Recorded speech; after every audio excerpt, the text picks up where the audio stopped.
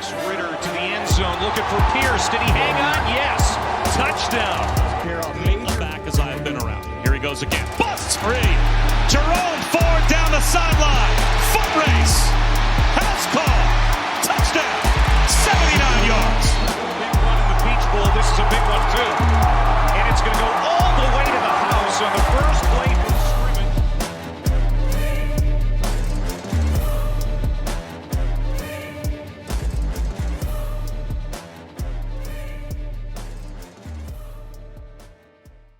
Bearcat Blitz time on the Believe Network, taking you into the weekend here as we hit the midway point of Cincinnati Bearcats football fall camp right here on our Bearcat Blitz coverage. I'm your host, Russ Eltman of Cincinnati Bearcats on SI, joined as always by my co-host, Neil Meyer from thefrontofficenews.com. Subscribe to their work there and check out my work at Cincinnati Bearcats on SI.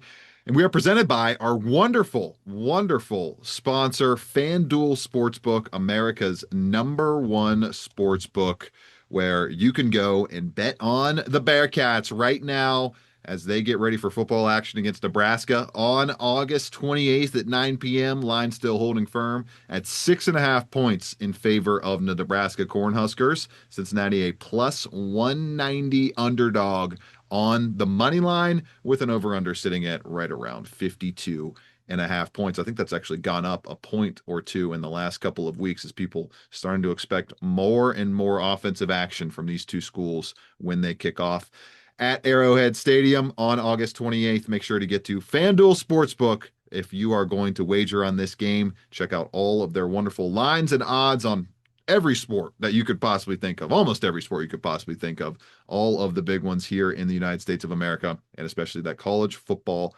action. FanDuel Sportsbook, wonderful presenting sponsor of the show. We're going to get to a nice show to take you into the weekend, including a mid-camp check-in from Neil and I, how we are assessing the team so far, a couple of weeks into the camp environment.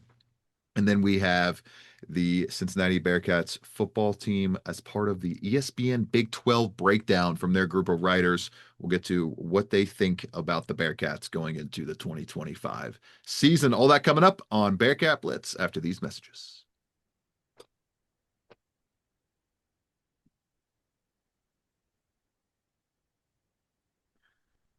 Back at it here on Bearcat Blitz with Neil Meyer and yours truly, Russ Heltman, presented by FanDuel Sportsbook. Neil, midway through camp for the Cincinnati Bearcats, about 10 more days of practices or so, 10 to 12 more practices before the regular game week slates begin for the Cincinnati Bearcats football team. You've been able to check them out the past few days. Anything new sticking out to you? Anything developing further from the exit of Higher Ground back onto campus at that beautiful new practice facility? Yeah, I think right now the biggest thing standing out is they're trying to see what kind of depth they have at all positions, right? I spoke to Cincinnati offensive line coach Nick Cardwell earlier in the week for a very in-depth conversation. It was about 10 to 12 minutes of what this offensive line room kind of looks like. And I was very impressed to hear the progression. And you see the progression of guys like Nolan Latalippe, Ethan Green, Aiden Pastoriza, Zach Clark. It was cool to kind of sit and hear the in-depth about how deep this offensive line really could actually be. And I mean, Russ, when you look at practices, right, the offensive line, that's going to be your bread and butter of your offense, essentially. Without an offensive line, your offense goes essentially nowhere. And looking at Cincinnati's roster compared to years past, Russ, I don't think there's anybody on this offensive line under 6'4", 300 pounds, 310 pounds at least, right? And that is a huge step in the right direction because Cincinnati didn't have those Big 12 style, bigger offensive linemen that you saw when they first entered the conference 3 years ago, especially in year one when you went up against teams like Oklahoma, Iowa State. So to see that and to kind of hear them say, hey, this is what a Big 12 lineman kind of looks like. That was a great sign to see. Nolan Latalippe has really had a great fall camp there. Could be in a potential role where he could come in and make an impact. Now, whether that's the starter or whether that is a rotation guy there on the offensive line, he has had a great fall camp as well. And then you look over to the wide receiver room, everybody. Before we get to the receivers, Neil, that right tackle position, DeAndre Buford, when I was there last Saturday, correct me if I'm wrong, but we didn't see much of DeAndre Buford out there at the right tackle position. Has that changed throughout this week? Has he been returning to more regular Mhm. starter snaps? Yeah, you have seen DeAndre Buford out there quite a bit this week, but they're Good. rotating guys. They're going to experience and they're going to see what they have. There's a lot of moving parts. Joe Cotton's going to be on your left tackle position. I think that's kind of set in stone there, but Yep. that right tackle, I mean, like I mentioned earlier, Nolan Latalippe was seeing some reps. Ethan Green was seeing some reps. DeAndre Buford was seeing some reps. So there's quite a bit of guys that they're looking at there. I know Scott Satterfield mentioned that is a lock at quote unquote lock at Big 12 Media Days. He said that DeAndre Buford would be returning to start, but right now through fall camp, it's safe to say that is probably going to be your position battle of the offensive line. I think everything else is kind of set, but there's a lot of moving pieces, and they're taking looks at just about everybody in that offensive line room, and they have the depth there, Russ. They do have the depth there to kind of sit and figure things out. But obviously, that's great to have, especially when you're 3 weeks out from fall camp as well. Right. And when you look at that position, the schedule kind of sets up for it to be kind of make a play, execute DeAndre, or it's a full on tryout the next week. When we look at Nebraska, an opportunity for Buford being the most veteran, being the most experienced guy in that position battle right now, an opportunity for him to clamp down that role against a power conference defensive front. And if he doesn't do that, Neil, then you get an FCS school the next week where you can see, all right, do we mix in some more guys? Do we mix in some more options and kind of open up the battle a little bit and give 20 snaps here, 20 snaps there, 20 snaps to another guy? Interesting position to track, no doubt about it, that right tackle And I position, think because there's not much else to really assess outside of the wide receiver hierarchy, which Caleb Goody, Jeff Caldwell, Cyrus Allen, it feels like those three guys plus a mix of Isaiah Johnson and And Isaiah maybe Johnson has been turning a lot of heads in yeah. recent days. There's He, seems like those four guys, Neil, it's pretty safe to say are going to be probably your top four wide receivers in terms of snaps, at least to start in the non-conference slate. yeah, absolutely. And before we get to the wide receiver rooms, it's important that we continue on this right tackle topic. Russ, I think that position is more in terms of a important role for Cincinnati to figure out that right tackle position compared to what it was in the spring with the left tackle. Obviously, the left tackle is your blind side, but people kind of forget that right tackle position is just as, if not more important than your left tackle because Brendan Sorsby is a right-handed quarterback as well. So if you're getting beat off the right side of the line, essentially you're given free reign to attack the ball in Brendan Sorsby's throwing hand, which most times are not. If a quarterback's getting pressured off the right side, you look to see these strip sacks, these fumbles, all that kind of aspect. So that right tackle position is going to be interesting heading into the rest of fall camp. But then you turn heads to the wide receiver room. Isaiah Johnson has legit speed. Russ, I know last year we were looking at the wide receiver room where you look and you're like, okay, we don't have that guy who can create separation. Man, he is getting open. Like he is beating people off the line and he is flying. Brendan Sorsby's been connecting with him on the deep ball. He's going to get his snaps. I think everybody kind of knows that. There's probably going to be some packages dialed up for him.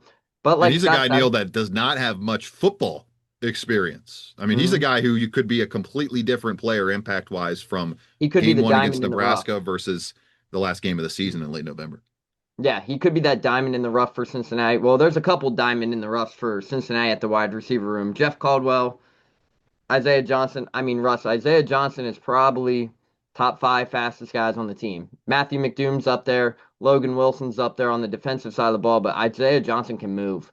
And I mean Brendan Sorsby's connect with him multiple times on the deep ball. And then there's sometimes if I went back and look at my notes, I'm sure there's one or two notes each day from dang Isaiah Johnson cooked so and so off the line in 7-on-7 or team drills. Like he is very good at creating separation, but most importantly, it's just due to how fast he is. He can get off in a hurry from that line. And when he gets off the line in a quick hurry, you make one move on a defender. I mean, he's your big play candidate alongside Caleb Goody, Cyrus Allen, and Jeff Caldwell. And then Cyrus Allen, I mean, he's looked as reliable as any receiver out there in the wide receiver group as well. So those are great things to see from that wide receiver group. Continuing the fall camp action for Cincinnati Bearcats football.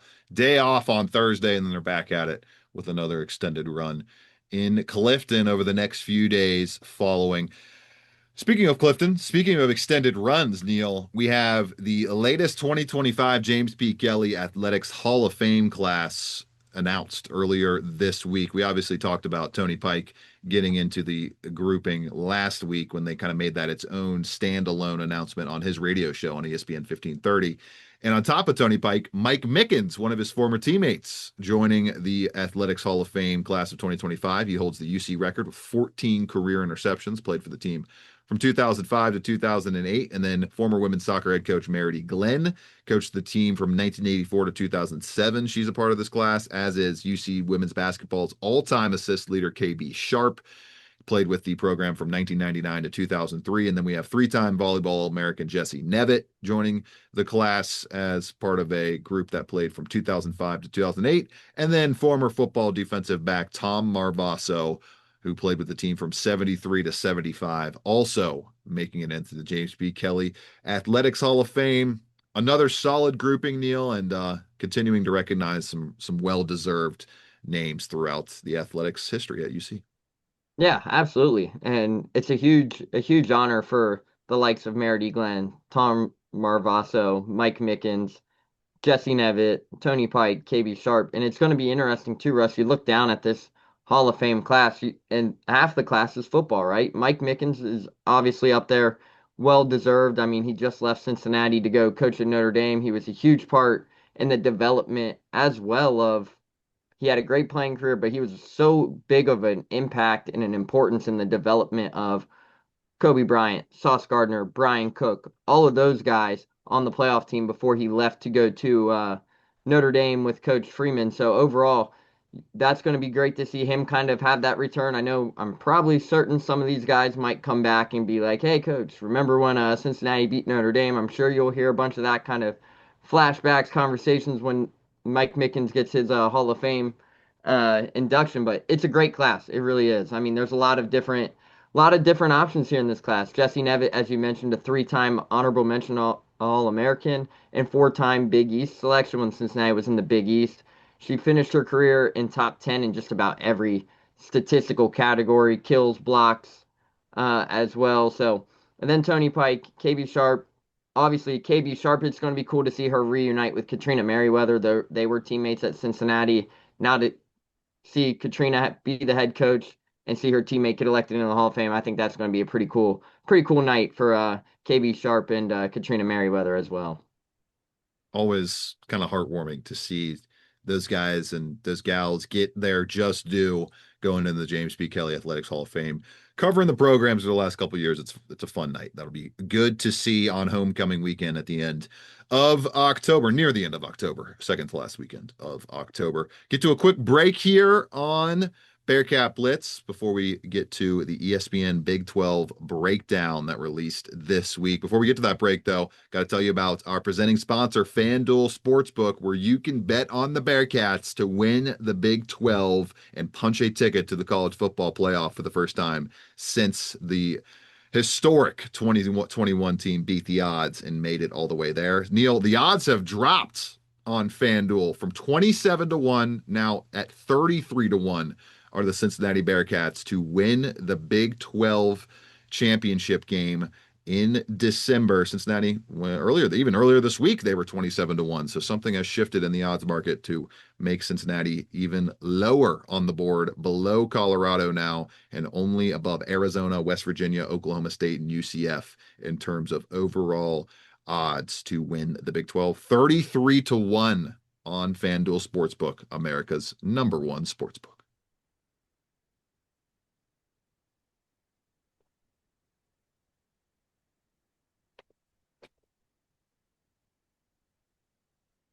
Back here to close things out on Bearcat Blitz. Neil and ESPN a little bit higher on the Bearcats than the consensus odds market, but not much. It's pretty much a neck and neck race between the betting odds and where ESPN has slotted Cincinnati in its preseason Big 12 power rankings, ranked them number 11, Neil, on the site only above Houston, Oklahoma State, Arizona, UCF, and West Virginia. Houston, Neil, the only team on the odds market that is above Cincinnati out of this group. So pretty similar feelings. It feels like in the betting community, in the national media community, that Cincinnati may be able to get to that bowl eligible status, but Neil, nobody has really given them much of any chance to pull off an Arizona State and come from the basement and win this conference. Yeah, which, Russ, is kind of crazy to think about, right? Because when you look at this Cincinnati roster, right, you retain guys of Dante Corleone, Joe Royer, Brendan Sorsby, and Gavin Gerhardt. But you look at the schedule, right? I think personally, we all know it comes down to week one, right? If you win week one at Nebraska, you're putting yourself in good hands to get over that 6 wins. But like you mentioned, Iowa Well, the State, conference doesn't the week one does yeah, not matter at all for the conference, obviously. yes, but then you get into the conference slate. This is gonna be a team that shocks a lot of people. And the reason I mentioned the non-conference was if Cincinnati finds a way to head into week four 3-0 and go on the road versus Kansas, that is huge momentum for them. And I know a lot of people are expecting Kansas to be above Cincinnati this year. And hey, Kansas has a lot of uncertainties going on because who knows if Jalen Daniels is going to be healthy by week four due to his history, right? So that's going to Yeah. be an opportunity, but there's an I opportunity don't where think he's made it to week four each of the past two seasons, has he, Neil? I don't think he I don't think has. so. Yeah. But there's a chance where Cincinnati could go steal a game on the road versus Kansas. And then you come home for 2 straight weeks. You have a Iowa State team who's going to be pretty well, probably finish within the 4 to 7 range of the Big 12, maybe even a little bit higher. But then you have a struggling UCF, you have a struggling Oklahoma State. Those should be 2 wins right there and there for Cincinnati. There's a chance Cincinnati could start the Big 12 3-1, and if they do that, or even 4-0, if they go 3-1, Russ, I think that solidifies their spot to kind of put themselves in contention to win the Big 12. I really do. But it starts with those first 3 games versus Kansas, Iowa State, and UCF. Right. You get what, Neil? After the neutral site game against Nebraska, you get 4 of your next 5 games at At home. home. I Mm. don't think they play a team, Neil, coming off a bye the entire season, which is I mean, obviously that's a rarity in college football, considering every team has 2 byes. I mean, to not face any teams coming off a bye, that is really good scheduling luck. They have 7 home games, and And the that's even furthest they have to factoring in the go, Nebraska game, which is technically slated as a home game, but it's a neutral site game, and they have 7 games actually at Nippert Stadium this fall. So it's all on the table, Neil, for this team if they stay healthy and can find the right pass protection length for Brendan Sorsby with that newly remade offensive line and can find the right deep ball acumen with this newly brought in receiving core. Get that. We're going to be hammering it home because it's such an important number, but 29% completion rate last year. Get that to 35, 36, 38%. That's 3, 4, maybe overall 10 to 12, 20 plus yard plays that you're adding to the passing attack across the entire season. That could be the difference in 3 or 4 points a game.